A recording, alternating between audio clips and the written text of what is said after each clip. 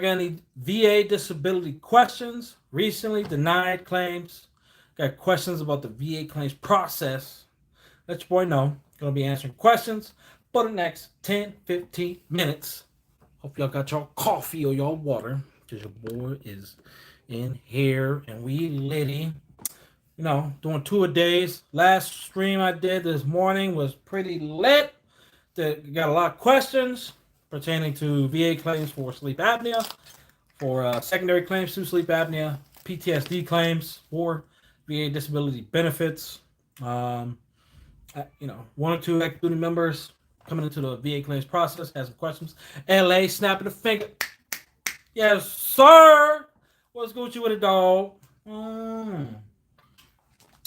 This is until I get a question. Hey, hopefully it's a lot cooler in LA than it is over here, motherfucking Inland Empire. But hey, a little VA, motherfucking housekeeping. Of course, following the COLA increase, yes, sir. COLA increase, or the cost of living increase, obviously is going to go on effect this year. Depending on the levels from last year. Question, homie. Hey, shoot, LA, shoot. Last year we got a COLA increase of 8.7%. That was good, especially for vets who are, higher percentage. I mean, regardless if, higher percentage VA disability benefits or not, the increase is welcome. This is definitely welcome. And this year it's going to be, I'm calculating anywhere between 4 to 6% increase for total VA compensation, as well as for any veterans who are receiving Social Security disability insurance. Okay, LA, VA denied my claims for pain on left knee and ankle. Okay. Now was that a direct? Okay, claims. Was it your first claim, or did you file for like an increase or bilateral factor on that, LA? And as well, oh, what's up, Steven? Yes, sir. 2 lives in 1 day. Fire. Yes, sir. Appreciate the strife, Steven. I provided a nexus letter for my left knee and ankle. Okay, LA. Direct, homie. Okay, cool. So, what was the specific reason that the VA denied you? Did they deny you due to lack of in-service complaints? And if so, I mean, obviously, if you had a nexus letter, you had a diagnosis, right? Definitely, when you're putting in anything direct, a nexus letter could help. And it is in a higher level review. Okay, currently in a higher level review. Me. Oh, you filed direct. So definitely some key elements of direct claims. Hopefully, either you had in-service complaints or you tied that. Oh shit! This shit about to fall. You tied that pain into any deployments, your specific MOS. How did you? What medical evidence did you supply?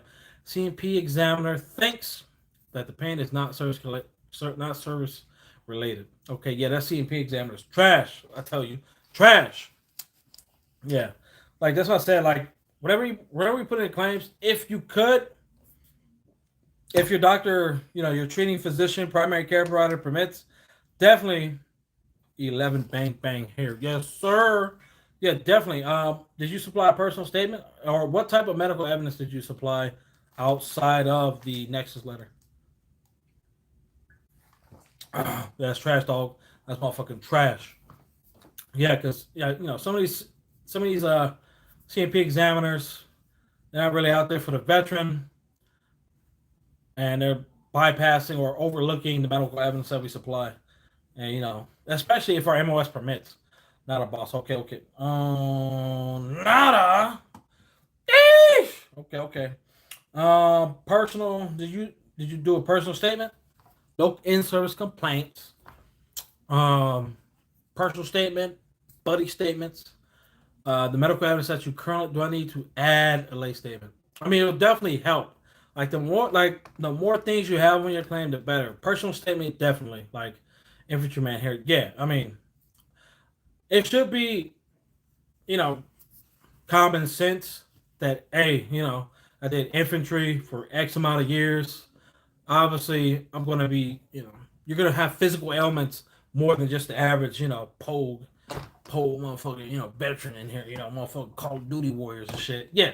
But I mean, you're over there, actually getting it. So definitely, like, hey, my deployment, like, it's a lot easier for you to file physical ailments, physical disabilities, such as, knee issues, ankle, hips, motherfucking back, neck, all that, because it's attributed to your MOS. But definitely, I would recommend. Oh yeah, yes sir, motherfucking tip of the spear, brother, tip of the spear. You definitely want to capture it on a personal statement. Like, it should go without saying. Hey, combat MOS. Okay, there's certain things that they've been through. Whether it's 4 years or 40 years. Like, definitely for combat related MOSs. Like, their your training history, your deployment history, all that should be taken into account. Okay, we're looking at this, looking at blah blah blah. Especially with a competent, VA raider. But some of these VA raiders, they're just absolute, not there for the vet, as well as for some of these CMP examiners. So that's why I stress, at least with veterans, on my lives, videos, personal statement. Like, you should always prep your claim for denial. So in case it was denied, all right, LA, I have medical evidence, military medical records that show that I have pain and aches on my joints. Yeah, there you go. Definitely. I mean, if it's in there, definitely that higher level review, they should fucking remand it, send you back to another CNP exam, or they could just render a diagnosis. I mean, not diagnosis, render a percentage off of the medical evidence that you already did supply. That makes sense. But I mean, damn homie, your beard is lit. Oh, shit. Appreciate it, man. Gotta keep it moisturized over here. Got the fresh haircut to pop the beard. You know what I'm talking about. Appreciate though. But yeah, like with veterans, military. I mean, like for all claims, definitely. Even like if you find like two or three things in a claim, you should definitely put a personal statement. I mean, it's not a lot of things going on. Personal statement, buddy statements if possible, for anything specific. Definitely your diagnosis. Motherfucker half Irish, half motherfucking Puerto Rican. But the appearance, I got that black in me. Ah, definitely. Um, Personal statement, buddy statements, diagnosis, some good medical evidence. If your doctor will, DBQs and IMOs for anything new, DBQs and Latino. Yes sir, motherfucking platano. Uh, um, definitely. Any other questions? Got three people in here. Hey, don't be shy. Got any VA disability questions? Let's boy know. Oh. Let your boy know. Let your boy. PR in the casa, yes sir. LA, yes sir. Stephen, my personal doctor won't do a DBQ. Okay. Is it a private or is it a VA doctor? If it's a VA doctor, definitely complain. Fucking request to talk to their super. What is the solution? Okay, so first is a private physician outside of VA, or is it a VA medical provider? Motherfucking LA. Let's Gucci with it. Kaiser Permanente. Huh. I thought Kaiser would have been better. Definitely. I mean, you can switch physicians, or primary care providers. Not sure. I mean, if it's anything like Blue Cross, Blue Shield of California, as long as you got I mean, HMO or PPO. If you got a PPO, you can pretty much go to any provider. Like, hey, call them up before you even go in and waste your time. It's like, hey, I'm a veteran. I'm trying to, build some medical evidence for my VA disability claim. I'm currently with X. You can tell them. Like, I mean, they're gonna see anyway. Like, hey, I'm currently here treating with this doctor. They're not really providing me with any support outside of just routine doctor shit. But you would definitely want like documents filled out on your behalf by them, pretty much assessing you and your medical profile. Fill out a DBQ.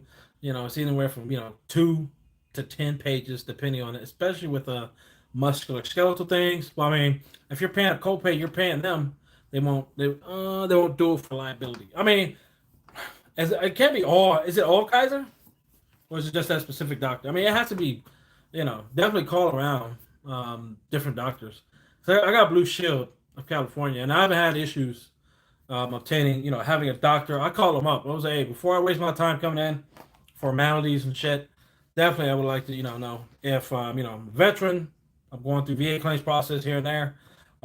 Would you be willing to assess my profile and fill out a DBQ or IMO, independent medical opinion, nexus letter, if I ask you to? I mean, copay ain't nothing. Or, outside network. Fuck, Blue Shield. Oh, definitely. Blue Shield, you can definitely go outside of that, though. Hopefully you got PPO.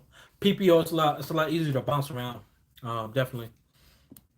Motherfucking PPO. Blue Shield, California. Oh, man. Let me hit that. Refresh on the live. Oh, yeah, definitely. I would say, yeah. Call around. Well, first, see if you can complain to that doctor's supervisor. It's like supervisors, head nurse. They got different titles depending on where you're at. See if they're okay. Hey, I like the clinic that you're going to. You like the aid, the assistance you've been given. Damn, son. Yes, sir. It's time to snap your fingers, baby. Uh, you know, Complain first. See if it results in anything. If not, definitely shop around. Call different doctors that are within your network, or if you don't mind going outside the network, once or twice, for a doctor to actually do it, by all means. There are some, tertiary options. If you go to, I know Facebook groups, it's easier to find some of these Lakers. Sheesh, Lakers fan, they go baby LeBron, baby. I don't know, I was a Kobe man myself, but hey, RIP to the GOAT. RIP to the GOAT. Definitely. Um, yeah. I mean, I would definitely complain first. If it hurts, by all means, stay with them. If not, shop around. You don't need to waste your time with that primary care provider if they're not going to be rendering you any actual service. Like, hey, I'm paying you all this money, assessments, you know, co-pays and all this other bullshit. You can't fill out a DBQ IMO, which I'm still going to be paying for. Like, makes no sense. Know what I mean? Make no sense. Is it worth it to pay for a Nexus letter? So it depends. So a Nexus letter doesn't guarantee you service connection, but it could help towards getting service connection. It's definitely not. You gotta assess your situation. If you're willing and ready to pay for a Nexus letter, by all means. There are some good doctors out there. There's some ass doctors. Stay away from. I used one. I used two. Well, attempted two. Nexus letters for me. I went through someone off to the Facebook group. He was charging $750 at the time, but it was like after looking at his stuff with my VSO, it was like more like copy and paste type of Nexus letter DBQ. And my VSO, she was awesome. She this is absolute ass. You're better off fucking going in there with a fucking a hope and a prayer than using this Nexus letter from this guy. I'm like, all right, bet. So cut that off. Went to Prestige Medical, pretty good. It's a couple fees, but it depends on how many times you're gonna be going there. Definitely more reasonable than anyone else. Was $150 for records review, unlimited times. So if it's your first claim, last claim, you plan on doing a couple of claims, so you may need Nexus letters. That's just one-time fee, and depending on the severity, it's set 600 standard for Nexus letters with Prestige. Hopefully these prices are still the same. I think it's $150 per DBQ, and if you need a rush order, I think it's like $100 to $200 extra if you need it like next day. But if you're not in a rush, take your time. Don't wait till the last minute.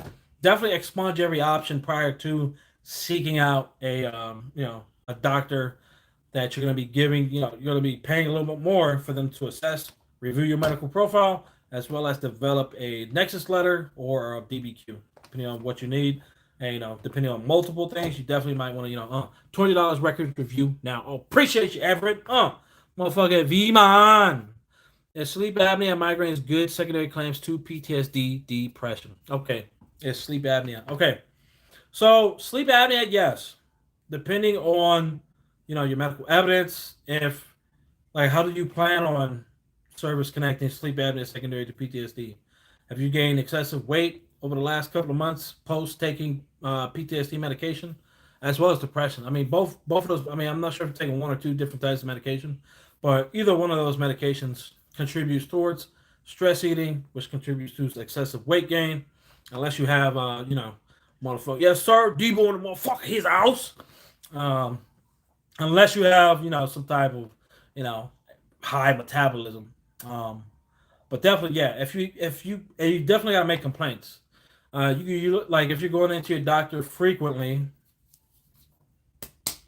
Most vets, we don't go into the doctor. Oh shit, we only go in there when something's actually wrong or when we try to get an increase. So you definitely need to go in and get some complaints if you haven't. If they have an online module, if you're going through VA or private, see if they. I mean, if it's VA, you can secure messaging. If it's private, some doctors' offices they don't have that online feature to where you can like message, and you can print the messages off, use those complaints in the messages as medical evidence, as well as migraines secondary to PTSD and depression. Um, it definitely seems like your PTSD is the main thing on your mental health claim. Depression may be a secondary, not secondary claim, but it's mixed in together. Is insomnia secondary to the is okay, I mean hold on. Yes, Melvin, but let me finish asking V-Man 626.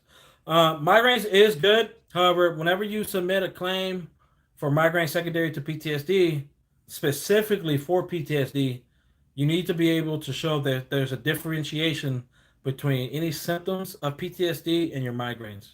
Because time and time again, the VA they roll migraines and TBI with PTSD. So you're not getting a secondary. You may get an increase, or you may remain the same on your insomnia. I mean, on your sleep, on your PTSD slash depression mental health claim. So your medical evidence definitely needs to differentiate the two, if that makes sense. V-Man, motherfucker, Devon House. Melvin, what's up, Melvin? Is insomnia secondary to tinnitus? Tinnitus. Yes. I actually have insomnia. I mean, it's a couple more things now, but when I initially filed my mental claim, I filed a secondary to tinnitus. Got 30%. Through complaints, white noise. All the issues that I've been dealing with my ears. Mixed with hearing issues as well. Both of those contributed. Well, my insomnia is secondary to both of those.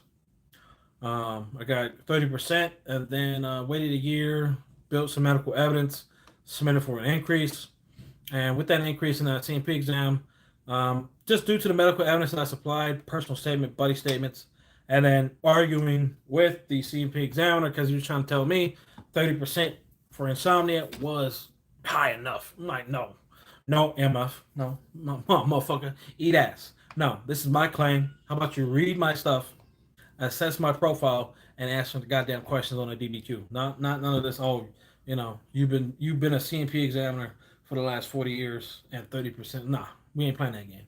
Not today, not ever. So definitely take control of your claim, get those complaints in. A lot of veterans they fall short and not going to medical. Go to your doctor. Go get seen. Make some complaints. If you can only go into the doctor once a quarter, you definitely better be on the secure messaging, submitting those complaints. Anything else? Any other questions? While you're in here chilling, by all means, feel free to hit that like button. Your boy appreciate it. Hopefully I answered your question, Melvin, as well as yours, V-Man. Motherfucking LA, yes sir. Devo on the motherfucking his house. Any questions? Any questions though? Hit that like. Hit that like. It's right there. Hit the like. But yeah, definitely. Any other questions pertaining to the VA claims process? Recently denied. Active duty military coming in here. Any questions? It's hot. There's a mofo over here. Don't be shy. Don't be shy. Huh.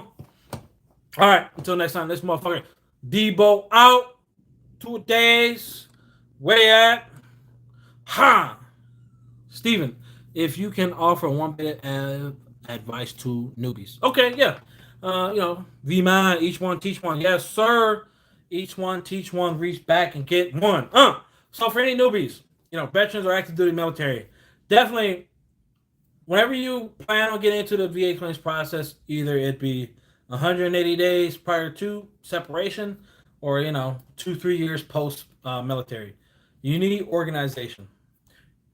Whenever you submit that claim, submit your intent to file first. You got a whole year to submit that claim once you do submit that intent to file. From there, you definitely want to make sure any disability that you file has a diagnosis. You have a little bit of medical evidence. Complaints in service go a long way if you don't have a diagnosis. But definitely, you would need to expand on a personal statement or personal statement and a buddy statement.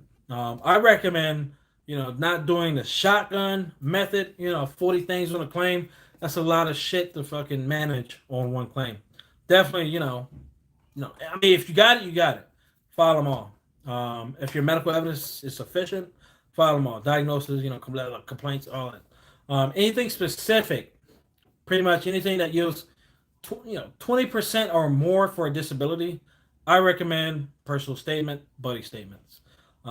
Because at least with mental health, migraines, and a few other disabilities, the VA takes into consideration your personal and your work impacts, as well as symptomology associated with that individual disability. And aside from that, identify a VSO. It could be county, which I hate, or Wounded Warrior Project, DAV, VFW. Get a veteran service organization that's going to assign you that veteran service officer. Make sure they have access to VBMS, and you can vet these VSOs. Make sure they're knowledgeable, they're communicative. Some vets like in person, but just keep in mind going in person, you may be waiting a long time because the older crowd of veterans, they like in person as well. They don't like that.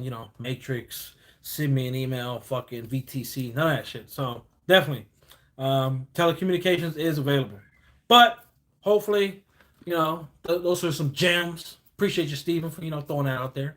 But yeah, until motherfucking next time, this motherfucking Debo out. Stay Gucci with it. Happy 4th of July, Independence Day. Yes, sir. You be safe too, sir. Get some steaks for your boy, some hot dogs, a little bit of chicken fry. Cold beer on a Tuesday night. Let's go. Mm.